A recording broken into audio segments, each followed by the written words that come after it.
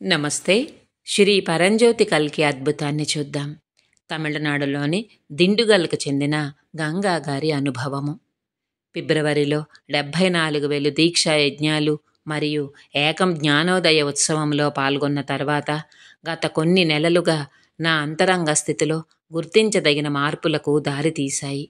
వాటిలో కొన్నింటిని నేను ఇక్కడ పంచుకుంటున్నాను. శ్రీ భగవాన్ యొక్క ఆలోచనలు నా ఆలోచనలు కావు అనే ప్రధాన బోధన వాస్తవమైంది. వాటి ప్రభావం లేకుండా వాటిని దాటడం గమనించాను. నేను వాటిని అంగీకరించను లేదా తిరస్కరించను లేదు. అంగీకారం ప్రారంభమైన తర్వాత విభేదాలు ఆగిపోయాయి. నేను వర్తమానంలో ఆనందంగా జీవిస్తున్నాను. స్పష్టత కూడిన ఏకాగ్రతకి ఎక్కువగా శక్తి ఉంది. ఫలితంగా నేను నా పనిని గతంలో కంటే మరింత సమర్థవంతంగా పూర్తి చేయగలుగుతున్నాను.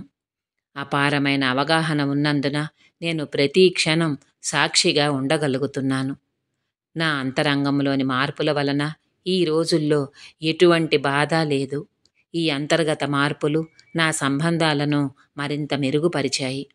గతంలో నిరంతరంగా సాగే పోల్చుకొని బాధపడటం, తిరిగి మార్చుకోవడం, తీర్పు చెప్పడం వంటి పరిస్థితులు లేకుండా పోయాయి.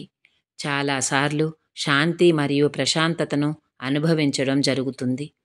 అంతర్గత సంభాషణలు చాలా అరుదుగా తలెత్తుతాయి, కానీ నేను ప్రగాఢమైన అవగాహనతో సాక్ష్యం ఇవ్వగలుగుతున్నాను. నేను ఎటువంటి కారణమూ లేకుండా సంతోషంగా ఉన్నాను.